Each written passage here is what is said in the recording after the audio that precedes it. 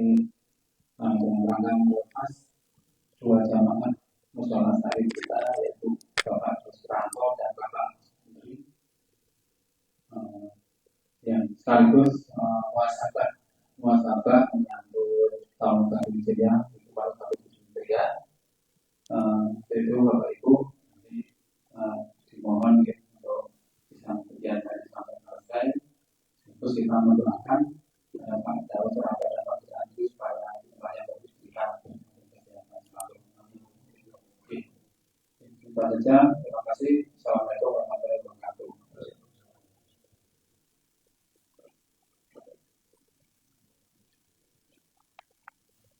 Bismillah. Assalamualaikum warahmatullahi wabarakatuh. Alhamdulillahirabbil alamin. Shalatu wassalamu ala asrafil anbiya wal mursalin wa ala alihi wa ashabihi ajmain, amma ba'du. Yang kami hormati segenap takmir mushola syarif, segenap panitia kajian pengajian rutin, yang kami hormati Bapak Kepala Kantor per hari ini, yang akhir ini sudah akan pindah, serta hadirin sekalian, bapak-bapak, ibu-ibu yang berbahagia, dijaga, dirahmati, semoga diistiqomahkan oleh Allah Subhanahu wa ta'ala. Bersyukur dapat berhimpun kembali di majelis mulia ini dalam rangka silaturahim thalabul ilmi. Mudah-mudahan perkenan Allah menambahkan atas kita ilmu, hikmah, hidayah, barokah kehidupan, barokah umur, barokah rezeki. Nyuwun dumateng Allah, semoga Allah berikan pada kita awak sehat, iman kuat, duwe akeh, amal soleh, 119 kerusak swarga. Amin ya rabbal. Salawat salam tersampaikan pada panutan kita Nabiullah Rasulullah Muhammad sallallahu alaihi wasallam. Biqaulina Allahumma sholli ala sayyidina Muhammad. Mudah-mudahan selawat kita menandai kita mencintai beliau. Anta ma'aman ahbabta, kalian akan bersama dengan yang kalian cintai. Berharap mudah-mudahan kita bisa satu barisan dengan Rasulullah. Wasiqal ladzina taqaw rabbahum ilal jannati zumara. Hadirin Bapak Ibu yang dirahmati Allah, kesempatan kali ini kita membahas tentang kebaikan dan kejahatan malam. Ada 10 hal yang perlu diperhatikan berkaitan dengan malam berdasarkan dalil Al-Quran surat Al-Fajr ayat pertama dan kedua. A'udzubillahi minasyaitonir rajim. Wal fajri walayalin 'ashri. Demi fajar dan demi malam yang 10. Malam yang 10 mengandung 10 fenomena. Di sini Bapak Ibu, kuncinya itu ada di kasroh, yaitu kasroh dari walayu. Kenapa? Karena di situ ada sumpah. Jadi huruf wawu itu dalam bahasa Arab pertama bisa punya makna atof, penyambung. Misalnya penyambung gini, as-sholatu wassalamu. Nah, wassalamu, wassalamu itu penyambung. Maka harokatnya sama dengan yang depan. As-sholatu wassalamu. Sama-sama rofa. Bisa punya pengertian ibtida, wawu awal. Ya, tidak merubah harokat apapun. Aslinya itu rofa ya, terus rofa. Nah, tapi ketika disebut al-lailu, itu mestinya al-lailu awalnya. Kok berubah menjadi wal-laili, berarti itu wawunya adalah wawu sumpah. Di sini ada intervensi Allah. Seolah-olah ingin mengatakan bahwa Al-Quran ini bukan sekedar ilmu alam. Kok disebut malam, semua orang tidak beragama pun ya tahu kalau ada malamnya, ada fenomena malam itu tahu, ngerti. Jadi kalau seandainya tidak ada sumpah Allah di situ, orang bisa menganggap bahwa Al-Quran ini kayak berita model. Tapi karena ada wawu, di situ ada penjelasan dan penegasan dari Allah. Demi malam yang fenomenanya ada 10. Para ulama memahami 10 itu pertama, 10 yang ada di awal bulan Dzulhijjah, 1 sampai 10.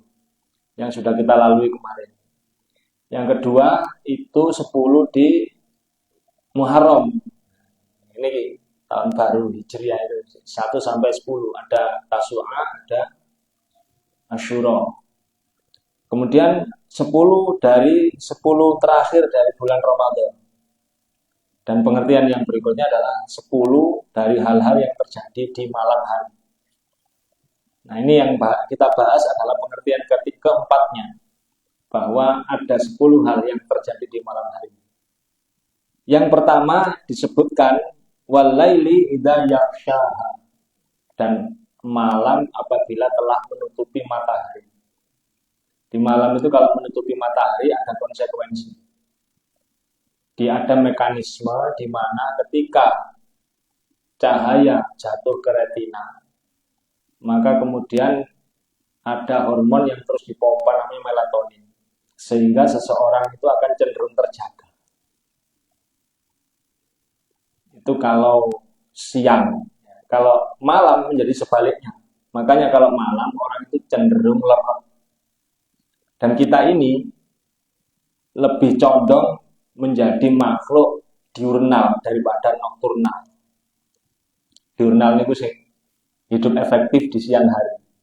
Yang nokturnal itu efektif di malam hari. Ini kebakane lowo, tikus, ulo. Sampean kelomporan bengi-bengi, sampean iki kelompoke lowo nek gak ngono. Tikus utawa ulo. Nah, kita ini diurnal, mirip-mirip kayak manuk kuntul. Pantes nek berangkat besok mulai sore. Ini manuk kuntul kan dengan sore 4:30 atau mulai pulang. Sehingga cocok kalau malam itu menjadi tempat istirahat. Itu risiko atau dari apa? Dampak dari ketika disebut walaili idza yaghsha. Ketika malam menutupi matahari. Dan dengan berbagai fenomenanya. Manusia itu andai pun dia tidak ketemu cahaya, dia ngerti kok kalau ini sudah siang. Paling gagap sebentar saja. Ini misalnya ada orang yang tidur. Andai kan kamarnya itu gelap, tidak ada cahaya matahari maupun cahaya lampu. Nanti kalau sudah waktunya bangun ya, biasanya jam berapa ini? Jam 3:30 ya dia bangun. Ngerti kalau sudah panjang tidurnya. Nah niku walaili idza yaghsha. Yang berikutnya kita sebut dengan dalam sebagaimana Al-Qur'an mengatakan ya walaili idza yaghsha tanpa kalau walaili idza yaghsha itu yang malam menutupi siang. Siangnya yang ditutupi. Kalau peristilahan siang yang ditutupi, ini fenomenanya lebih ke syariat, lebih ke fikih. Makanya ada fikih khusus menghadapi malam. Jadi malam itu kalau sudah mulai menutupi siang, itu ada fikihnya. Kata Rasulullah dalam sebuah hadis riwayat Imam Bukhari, idza kana junhul laili, apabila telah datang menjelang yaitu waktu malam,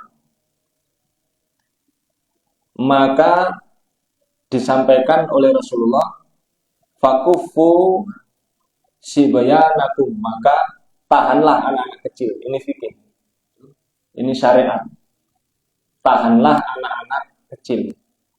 Maksudnya jangan diperbolehkan mereka keluar rumah. Nek wong nglawas ngarani waktu surup, jangan keluar rumah. Itu bukan klenik, itu hadis Rasulullah. Maka panjenengan hati-hati betul di waktu itu. Perhatikan kalau panjenengan lagi bekerja, istri ini diumping-umping, dikandani. Mungkin panjenengan kan jam 5 ya baru keluar kantor. Itu berarti jam-jam ketika sampean belum bisa mengawasi anak-anak. Nah itu pastikan mereka yang mengawasi anak-anak menahan anak-anaknya di rumah, sudah harus di rumah. Atau kalau tidak begitu, kalau seandainya mereka berada di tempat ngaji, ya berada di tempat ngaji. Yang penting tidak berkeliaran di luar, baik itu di jalanan, di dekat-dekat sungai, di kebun, dan lain sebagainya. Kenapa? Fa'inna syaitan, karena sesungguhnya syaitan, yang tasiru, mereka itu sedang berkeliaran di waktu itu. Ini setan berkeliaran. Setan itu bisa masuk ke darah. Kalau setan masuk, dia bisa memberi dampak penyakit psikis maupun fisik. Masuk ke darah, ya. Kalau masuk ke darah, menyumbat jantung, ya jadi serangan jantung paling. Masuk ke darah. Nah, masuk psikis ya bisa. Kalau masuk ke otak, ya tadi pekoro. Ya. Arek iki ben pinter loh, saiki paling kowa-kowa. Nah, itu berarti kemungkinan besar sore-sore diculno, surup-surup diculno. Jadi jangan remehkan waktu malam. Faidada abasya'atun minal laili. Apabila datang waktu yang malam itu, fa'alikul abwa, tutuplah pintu-pintu. Wat kurusmallah, dengan menyebut nama Allah. Ingat, menutup pintu bagi kita umat Islam itu bukan hanya sekedar menyelamatkan diri dari kecoa, dari tikus, dan jenis-jenis makhluk yang lain. Lebih utama lagi itu kita melindungi rumah kita itu dari setan. Makanya jangan lupa waktu menutup pintu mengucap basmalah, minimal Bismillahirrahmanirrahim, menutup pintu sekaligus juga ini jendela-jendela. Ini fikih yang sering diabaikan. Bahaya. Fa inna syaitan, karena semuanya syaitan la yaftahu bab, tidak bisa masuk ke pintu-pintu mughallaqan yang ditutup dengan mengucap basmalah. Maka wa'auku kirbakum, tutup juga, yaitu kirba. Kirba itu tempat minum, tempat air, juga tempat makan. Buat kurusmallah, dengan menyebut nama Allah. Nah, ini yang banyak memberi pengaruh dalam kehidupan manusia. Per hari ini banyak sekali orang-orang medis mengatakan ada penyakit yang namanya kelainan DNA, degeneratif, dan lain sebagainya. Yang disebutkan penyakit ini tidak mungkin sembuh. Padahal kalau merujuk kepada dalil, ya, penyakit yang tidak bisa sembuh itu ya tua dan mati. Selainnya harusnya bisa sembuh. Yang tidak bisa sembuh yang lain adalah penyakit yang disebabkan karena ini masuknya wabah atau penyakit yang datang per tahun sekali. Fa inna fissanati, karena di setiap satu tahun lailatun, ada satu malam yang zilu fiha wabahun, yang akan diturunkan waktu itu penyakit. Ya, penyakit yang apabila memasuki gerbang yang tidak ditutup dengan mengucap basmalah, atau tempat-tempat makan yang tidak ditutup dengan mengucap basmalah, maka mereka pasti memasukinya. Dan kalau sudah masuk, dimakan atau diminum, itu jadi penyakit yang menetap. Akhirnya ini harus minum obat selamanya dan kontrol abadi. Halo? Cuma kontrol terus dan minum obat terus. Dalam versi agamanya ini disebabkan karena kenapa? Orang-orang lengah dari menutup tempat makan dan tempat minum. Saking pentingnya, kata Rasulullah, andaikan kamu tidak mendapati penutup yang sempurna, jadi penutup gelas, penutup makanan, penutup wakul, dan lain sebagainya, maka letakkanlah ranting di atasnya dengan mengucap basmalah. Jadi kalau ranting di Indonesia ini ada rantingnya pohon kelapa, Pak, jenenge belara, apa sapu nopo beting nih. Nah, itu bisa. Bacakan basmalah, letakkan di atasnya. Coro mungkin bisa masuk, nyamuk mungkin bisa masuk, lalat bisa masuk, tapi penyakit yang disebutkan tadi itu, wabah, penyakit spesifik yang tidak bisa sembuh itu tidak masuk. Nah, kalau penyakit karena lalat, paling-paling lah diare. Nah, itu bisa sembuh, gampang. Tapi kalau penyakit yang disebabkan karena wabah 1 tahun sekali itu, nah itu nggak bisa sembuh. Maka panjenengan hati-hati, istri, anak, mbah, kalau ada di rumah, terutama yang bagian masak, itu dikasih tahu. Pak, ini bagaimana kalau kita sudah berhati-hati di rumah, tapi kita butuh makan di luar, atau memang harusnya makan di luar. Contoh, waktu bowo. Kenapa bowo nih? Kenapa? Becek. Bowo nih. Nah, itu kan kadang-kadang ditutupnya itu bukan karena menahan wabah, tapi supaya nggak ada lalat. Sehingga yang ditutup yang di luar, tapi stok ayam yang ada di dalam, yang untuk soto, daging, terus pentol, klopo, dan sebagainya ada di kamar karena dianggap aman dari lalat, tidak ditutup. Nah, ini nggak ada ngelarani wong sing teko mrono. Makanya kalau bisa panjenengan bowo aja bengi. Karena mungkin jadi mereka itu nggak ngerti fikih. Nggak ditutupi. Nek apa sih awak kena ya wes. Kontrol dan minum obat selamanya. Nauzubillah min. Nah, atau kalau sampean makan malam di warung. Saya sebenarnya ada warung yang seneng rasanya. Tapi pernah saya lewati malam hari, nggak ditutupi. Saya nggak pernah ke situ. Yang saya lihat tertutup rapat, depan ada kaca, terus dikasih selambu. Nah, saya masih mau. Ya maklum, karena saya mengetahui dalil seperti ini. Nun sewu yang contoh paling konkret saja disebut lah, yang baik saja. Meskipun saya bukan orang Padang. Tapi kalau masakan Padang itu biasanya begitu caranya. Kenapa jeneng? Ada kaca terus kemudian ada tertutup. Ya kayak gitulah contohnya. Nah, jadi hati-hati saudaraku sekalian, perlakukan malam walaili idza yakhsha, di situ ada konsekuensi fikih. Masukkan anak-anak ke dalam rumah, tutup pintu-pintu supaya setan nggak masuk, dan kemudian penting lagi menutup hirbah, tempat minum dan tempat makan. Kadang-kadang lengah kita ini. Terus sampean kandhani bolo-bolo sampean punya gawe niku ditutupi. Kalau mereka tidak mau menutup, ya usahakan sampean aja wis. Saya dulu pernah punya Pak D dari Mojoruntuh. Waktu saya masih muda, nggak ngerti dalil, itu di atas nasi, di atas ikan, dikasih sodo nih gua. Saya anggap, wah ini mistik ini, tak buai malah. Ini mistik ini. Saya kira itu yang mistik. Tak kira saya yang benar. Ternyata seiring waktu, begitu baca-baca kitab, ya ketemu. Oh justru yang benar beliau-beliau itu, cuman beliau-beliau itu mengamalkannya tanpa menjelaskan hadisnya. Pokoknya biar ini cari ini hanya penyakit.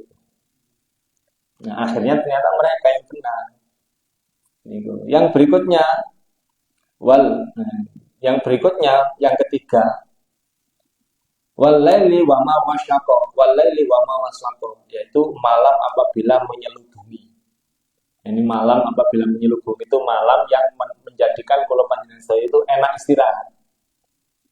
Jadi makanya malam itu cocok untuk istirahat. Dan kalau umat Islam sebaiknya setelah Isya, jika tidak ada kepentingan-kepentingan yang utama, tidak ngaji, tidak mendapat sumber pahala yang lain, tidak menerima tamu dan kepentingan-kepentingan yang lain, sebaiknya segera tidur. Karena nanti kita butuh bangun di tengahnya malam. Kalau orang-orang Jawa itu kebalikannya, justru nggak berani tidur. Keluarga saya dulu termasuk orang yang tidak mau tidur sore, minimal jam 12. Kayak kalau seneng kok turu sore, Nah, tapi kenapa bisa begitu? Karena terjaga di waktu malam menurut mereka itu penting. Sebab malam itu jahat sehingga harus diawasi. Ternyata kalau kita ngomong ajaran agama, ini perpaduan. Perpaduan bagaimana ya? Perpaduan dari dua hal. Malam itu menyelubungi, sekaligus malam itu memang jahat. Makanya yang kelima itu berdalil kepada qul a'udzu birabbil falaq, min syarri ma khalaq, wa min syarri ghasiqin idza waqab. Itu ketika malam sudah menjadi jahat, maka kita harus berlindung kepada Allah. Makanya untuk menggabungkan dua hal ini bagaimana? Mestinya kita menjadikan malam itu selubung, tempat kita menjadi nyaman, tapi sekaligus bahaya. Gimana? Ya melakukan fikih yang benar sebelum tidur. Jadi umat Islam itu sebenarnya nggak boleh tertidur. Makanya ngantuk-ngantuknya menggugah. Kenapa? Karena nggak boleh tertidur. Yang boleh itu tidur. Apa bedanya? Kalau tertidur nggak ada prosesi, Pak. Nggak ada seremonial, tidak ada ritual. Sementara kalau tidur, ya tidur tak ada urutannya. Apa kata Rasulullah? Tidur yang diawali dengan, sebaiknya diawali dengan wudu. Nah, kalau sampean ngeten iki kan wis nunut wudune, nunut salat niku wae. Jadi gak apa-apa wis asale ngantuk terus mengantuk malih mboten napa-napa. Mergo napa wis wudu. Nah, berikutnya fikihnya itu kalau tempatnya belum dibersihkan itu dikebasi dengan mengucap bismillah atau bismillahi Allahu akbar. Kemudian bacaan-bacaan ini mestinya menjadi bacaan yang sudah nempel dalam diri kita. Apa itu? Minimal ya dengan mengucap, dengan membaca satu Al-Fatihah. Yang kedua, awal surat Al-Baqarah 5 atau 10. Kemudian ayat kursi. Kemudian yang kul a'udzu birabbil falaq, kul huwallahu ahad, dan kul a'udzu birabbin nas dibaca. Ditiupkan ke telapak tangan lalu diusapkan ke bagian tubuh yang bisa disentuh. Karena wangel do entong-entong ini wangel pun kersane. Kemudian barulah berdoa, Allahumma aslamtu nafsi ilaik wa fawwadtu amri ilaik wa wajjahtu wajhi ilaik rahbatan wa rahbatan ilaika la manja'a minka ilaika wa bi nabiyyika alladzi arsalta wa bi kitabika alladzi anzalta. Kenapa? Rata-rata nih ibu-ibu kalau tanggeti pas pengajian, ibu-ibu sudah hafal doa sebelum tidur, sampun, napa? Bismika Allahumma akhir. Amut, senengane sing niku. Sing begitu Allah aslamtu nafsi ilaik itu enggak apa. Tsumma taji ala sikikal aiman, miringnya ke arah kanan. Jadi yang paling ideal itu miring ke arah kanan, kepalanya ada di utara sehingga pas itu menghadap kiblat. Nah, baru itu tidur. Kalau nanti di tengah tidur kok miring dari ke kiri, dari ke mana-mana ya tidak masalah. Nah, yang penting awalnya tadi sudah benar. Siapa yang tidur dalam kondisi seperti itu, man bata tahiran bata fi si'arihi malakun. Siapa yang tidur dalam keadaan seperti itu, maka diutuslah oleh Allah malak penjaga dari satu malaikat untuk menjaga dia supaya tidak diganggu. Makanya kalau panjenengan berpotensi ada orang iri, ada orang tidak senang, ya ini dilakukan. Yang sampean sugih, pinter, ganteng atau ayu, penentu kebijakan seperti Pak Kepala ini, Pak Daud dan orang-orang lain yang berurusan dengan kebijakan, itu sebaiknya dilakukan prosedur itu. Ya, karena kita nggak tahu. Apalagi di Jawa itu jahat elek-elekan terjadi. Soalnya napa jine wis apal. Jadi dekne peka wisan diceluk ngono wis tekoan. Jin itu kan umurnya 700 tahun. Dan teknologi merubah massa menjadi energi, menjadi cahaya, diubah jadi energi, jadi massa kembali. Itu rumusnya siapa? Massa menjadi energi. Itu sudah ada di zaman Majapahit. Dan itu pada abad ke-14, 13, 14 peralihan kepada Islam itu teknologi itu sudah dipakai di era-eranya Majapahit. Waktu penaklukan di daerah-daerah yang jauh itu bawa logistik saja repot, bisa lebih berat daripada bawa orangnya. Sehingga dipakailah teknologi itu. Cuman gak pakai rumus Einstein, ya, dihus-hus, no? Dihus-hus. Jadi wongnya banyak sarapan, kalau menangnya terus dihus-hus. Ono sing kono warak wis. Jadi sego wis ora dikirim. Masa diubah jadi energi, jadi cahaya, jadi energi lagi, jadi masa lagi. Nah, kerjasamanya ambek jin. Nah, jin ini apa? Terus suwe-suwe sing nyoba-nyoba, hanya sego bisa dilebokno, ya apa nek diganti paku. Ya apa nek diganti jarum. Coba lo kena mlebu. Makanya kemudian jin sing apa? Jin sing lawas biyen iki kok sing bagian ngirim-ngirim tahun zaman iki kok. Sing urip. Standarnya kan 700, bisa saja 800. Jin yang dulu. Makanya kalau ada uang kaina hati dari air saja masuk. Maka sampean perlu melakukan prosedur ini. Kecuali nek sampean wis napa? Elek. Gak gablek napa gak? Bahasa Inggrisnya ra gablek apa? Duwe gak nyekel ya. Merono gak pinter. Wis pokoke kira-kira demit gak doyan lah. Wis niku gak ada prosedur ngono gak mau ngurus sukun delosop lae.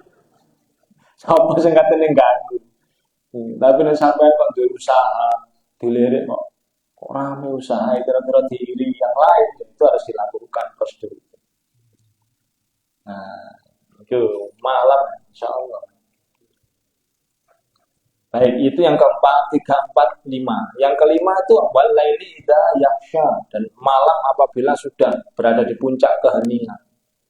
Nah, ini kalau panjenengan mau digdoyo dadi wong Islam, digdoyo wong Islam iki pas ini. Ya ayyuhal muzammil, bahasa kasar ini memang ditujukan pada Rasulullah, tapi bahasa kasar itu. Wong sing muzammil kemulan itu langsung turu. Karena malam itu memang waktu selubung kan, waktu diselimuti. Iku gak turu ae. Ya ayyuhal muzammil qumil laila illa qalila. Ayo salat senajan mung titik. Awingkus minhu qalila. Kurangi dikit gak apa-apa dari malam itu. Ausin alai atau tambah. Di malam itu kalau kita ambil Pak, misalnya jam setengah 7 sampai jam 4, seperempat atau setengah 5. Ini malam teng ini memang sekitar jam 12 kurang seperempat. Kalau awingkus minhu qalila dikurangi sedikit, maksudnya sampai turu maneh, malamnya yang dikurangi, itu berarti sekitar jam setengah 1 atau jam 1. Kalau ausin alai ditambah berarti sebelum tengah itu panjenengan bangun berarti sekitar jam 11 sudah mulai pengen digdoyo antara itu. Tapi boleh diundur sedikit jam 1 atau jam 2 misalnya. Kalau setelahnya itu kepentingannya sudah berbeda. Kalau pengen daya-daya spiritual yang tinggi, yang kira-kira sampean liwat untuk gerombolan jin sampean gak perlu ngerugiah, liwat tok jine wis minggir. Wong liwat. Digdoyo lah niku pakai yang ini. Tengah malam kita melakukan pendekatan kepada Allah. Tapi kalau mau merubah nasib, maka yang keenam apa itu? Ya, pada waktu sepertiga malam.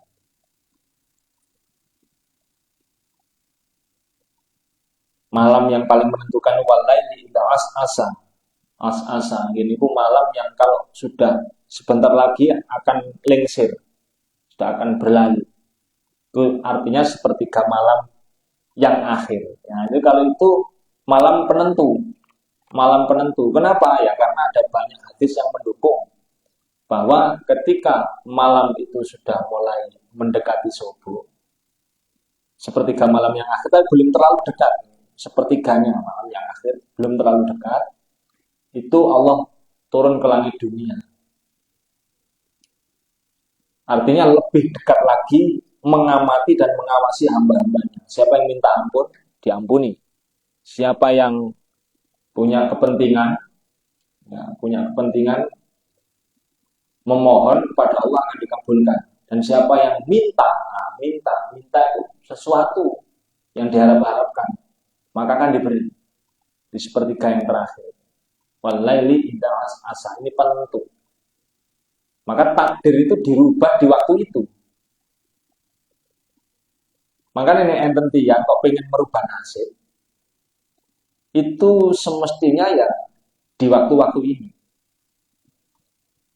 Mboten cocok kalau merubah nasib jauh-jauh tutup Malaysia, tapi malamnya tetap lolos dari prosesi-prosesi yang syar'i. Ini nggak akan berubah. Apalagi kalau secara periodisasi sudah keliru. Bukan karena tugas, umur tang puluh loro, tang puluh telu, malah transmigrasi, terus gak akan berubah. Karena bukan periodisasinya. Pak, kalau saya bagaimana Pak, 53 terus diletakkan di tempat jauh, oh beda fikirnya. Karena sampean sebenarnya nasibnya sudah jelas, hanya penempatannya yang belum jelas. Malah sampean ini mandi-mandi. Doa sampean itu menyerupai doa ibu pada anak. Sing adol. Doa sampean itu menyerupai pemimpin yang adil. Doa sampean menyerupai orang yang tertolong. Lalu yang keempat adalah ya sampean itu orang yang musafir. Hebat ini, orang musafir. Tapi nek isa ya jatuh temen sakjane. Tapi kalau benar jauh, wah itu mandi-mandi ini. Ya dipakai, digunakan. Mumpung masih berada di tempat jauh, tunggu sing api-api. Saudaraku yang berbahagia dirahmati Allah. Dan walaili idza yasha, apabila malam itu telah berlalu, hendak berlalu, mau mepet dengan subuh. Nah, itu ada waktu yang paling menentukan tentang kondisi psikis atau kebahagiaan. Disitulah waktu paling ujung dalam rangka apa? Menentukan hari itu sampean bakalan bahagia atau susah. Kok bisa? Iya, karena inilah waktu di mana setan memperkuat talinya. Karena orang yang tidur itu salah satu kodim, dia diikat dengan 3 ikatan. Baru akan bisa terlepas apabila dia sebelum subuh, apa itu istilahnya, injury time, penghujung-penghujung waktu itu, dia bisa melepaskan 3 ikatan setan dengan cara berdoa, alhamdulillahilladzi ahyana ba'da ma amatana wa ilaihi nusyur. Lalu kemudian berwudu, 2 ikatan setan terlepas, dan kemudian yang ketiga dengan sholat paling sedikit 2 rakaat. Kalau sampai ini tidak dilakukan, pun tak sampai di hari itu, oh sing nyebeli ati, nggerekno ati ono. Bondo omayu anak dikongkon bulat, bojo gregetno, mbok. Pokoke ono nduk dalan katu gegeran ono. Bener ono wong kok modele dina iku kok gak enak ati, iku sampean takoni, membengi tanggal jam piro sih? Iya, kawanan mari subuh ya cocok. Karena apa? Ikatan setan ini mengundang kesulitan dan kedukaan di hari itu. Kalau berhasil dilepas, maka hadiahnya akan diberikan kebahagiaan di hari itu, sekaligus inspirasi ide-idenya mengalir. Mengenai sampean kok buntu, judek, mikirnya apa ini? Nah, itu berarti tangine kawanan. Apalagi kalau malam sudah jelas berlalu, sudah subuh, orangnya masih belum bangun, itu kan waktu bagi-bagi barokah. Allahumma barik li ummati fi bukuriha, kan Allah itu sudah kadung mengabulkan doanya Rasulullah. Allahumma barik li ummati fi bukuriha, ya Allah berikan barokah kepada umat saya ini di pagi harinya. Lah pagi hari itu ya subuh sampai syuruk. Nah, syuruk itu kalau tidak keliru per hari ini 34 atau 38 nih? 38. Kalau jam itu, misal jam 5.40 belum bangun, wis kukut. Barokah sudah dikukuti, sehingga orang ini tidak dapat barokah. Maka nanti apakah dia dapat angka? Dapat. Cuman barokahnya berbeda. Ini 2 orang masuk ke perusahaan yang sama, tahunnya sama, lalu kemudian tanggungannya sama, anaknya sama-sama 3, sama-sama nanggung orang tua, gajinya sama, setara, Tapi nanti ujung-ujungnya, mereka yang bangunnya pagi, mereka yang di waktu subuh, setelah subuh itu tidak dalam kondisi tidur, nanti hitungannya itu, yang ini anaknya lulus kuliah, bisa umroh, bisa haji, punya rumah baru, masih bisa beli kebon. Sing iki pancet nguna-ngunu ae. Nah, nguna-ngunu ae itu yang perlu dirubah adalah waspada malam dan tentu saja bangun sebelum subuh.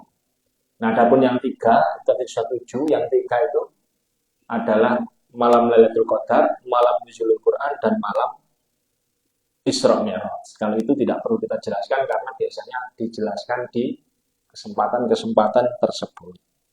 Ibu bapak hadirin yang berbahagia dirahmati Allah. Nah, kali ini kita akan melepas Bapak Kepala Kantor ini. Akan pindah kemana Pak? Jakarta. Ke Jakarta aku kan kembali. Dan Pak Agus Andri, yang mana Pak Agus Andri? Oh, jenengan Pak. Masya Allah. Kemana Pak jenengan? Mana itu Pak? Samarinda. Oh, Pak Agus Andri dan Pak Daud ya. Nah,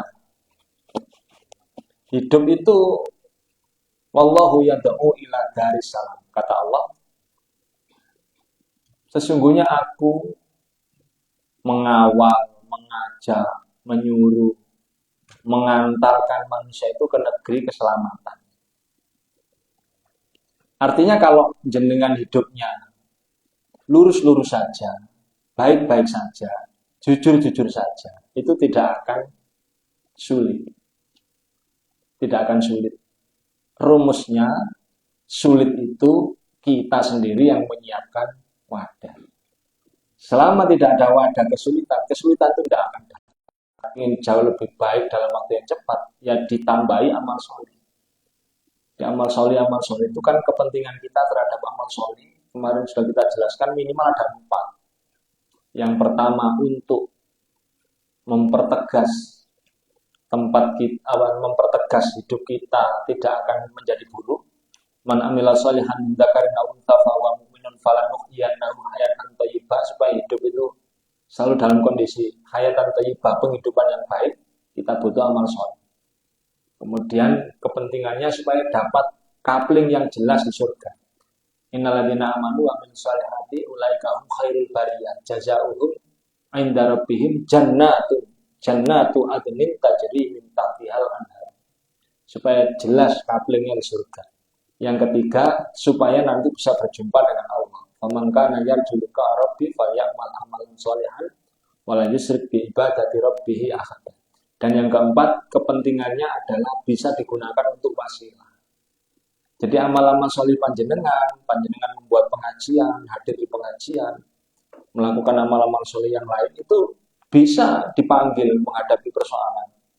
Persoalan kerja ini kok sulit ya Allah. Terus sampai ngomong kepada Allah, ya Allah saya ini jamaah rutin pengajian. Namun kayak lo nggak betul apa-apa. Kula niki jamaah rutin pengajian loh. Kok masih ada kesulitan gini? Ya Allah, apabila kedatangan saya di pengajian-pengajian itu kau catat sebagai amal soleh, mudahkan urusan saya yang ini. Itu Allah senang, oh ilmunya tutup. Dipermudah. Nah, lantas kemudian tentu saja jauhi jebakan-jebakan langitnya. Jebakan langit itu amalan-amalan yang tidak termasuk dosa, tapi bisa membuat seseorang menjadi sulit.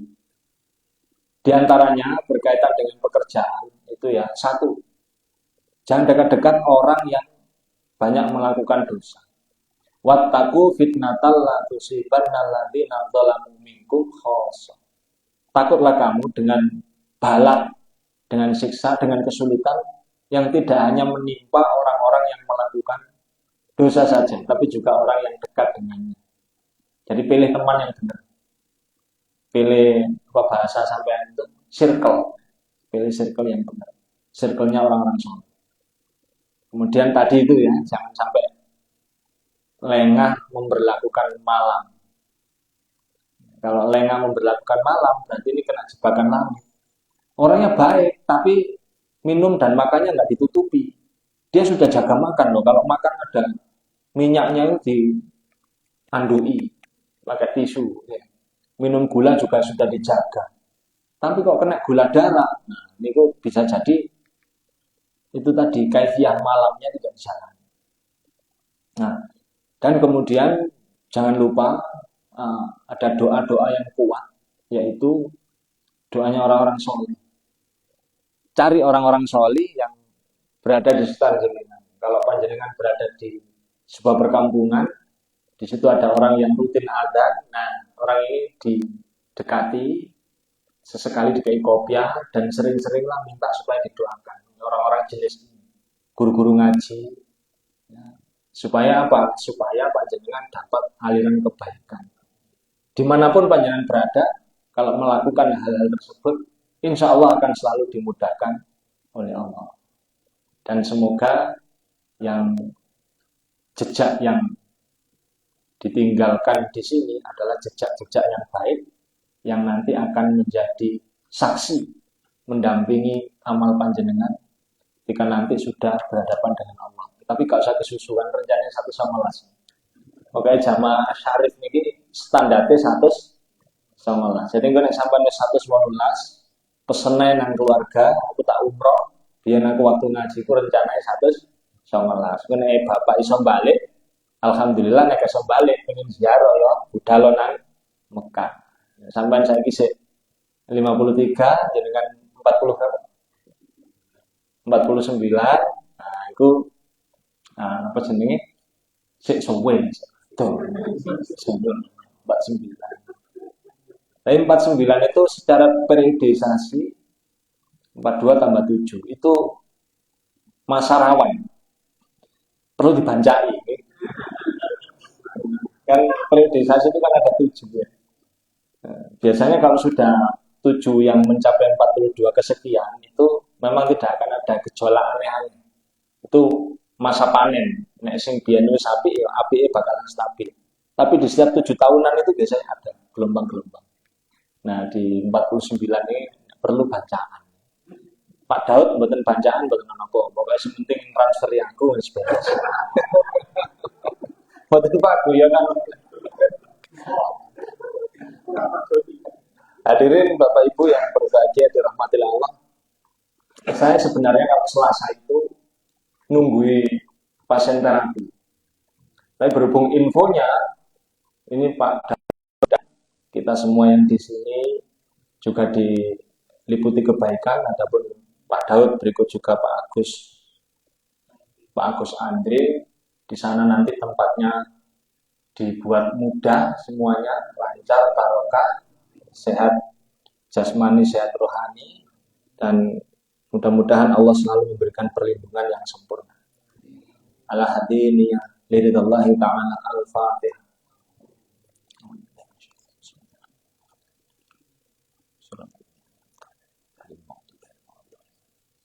Bismillahirrahmanirrahim. Allahumma antallah ladzi samad lam yalid wa lam yulad wa lam yakul lahu kufuwan ahad. Ya Allah, berikan pada kami semua yang hadir di majelis ini keluarga yang sakinah, mawaddah, warahmah. Jadikan pendamping hidup kami, anak keturunan yang soleh, yang menjadi penerang, penentram, pembahagia, serta pencahaya pandangan mata kami.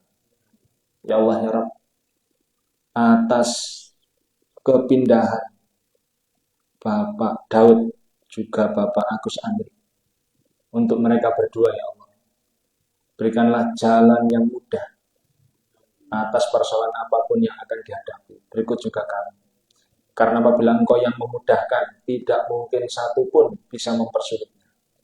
Allahumma la sahla illa ma ja'altahu sahla wa anta tajalul hazna idza syi'ta sahla.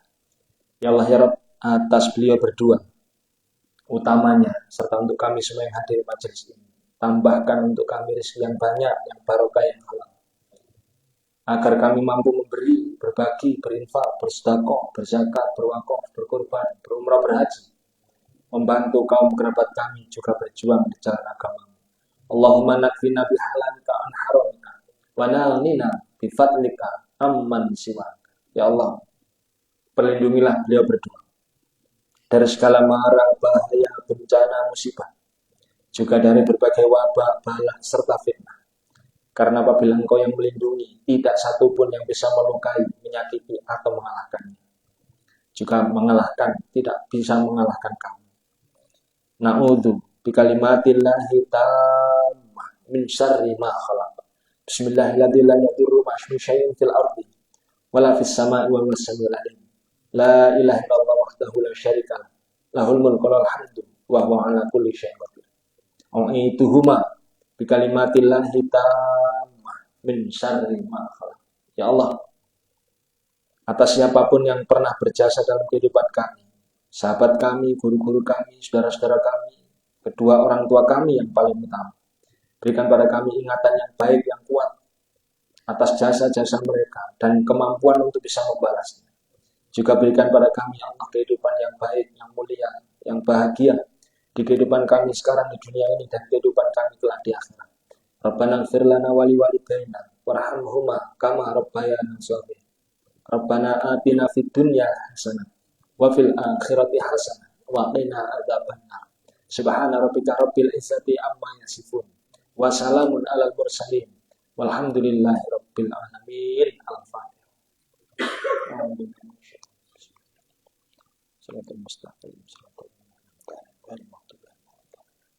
Amin ya rabbal alamin. Demikian yang bisa kami sampaikan. Segala khilafnya mohon dimaafkan dan semoga apabila ada khilaf dari beliau berdua di tempat ini, Allah hapus, Allah jadikan tidak ada jejak sama sekali hal-hal yang tergolong khilaf, dan Allah perkuat jejak kebaikannya untuk bisa kita kenal dan untuk bisa kita jadikan jalan silaturahim. Saya cukupkan, segala khilaf mohon dimaafkan. Billahi taufiq wal hidayah. Assalamualaikum warahmatullahi wabarakatuh. Alhamdulillah.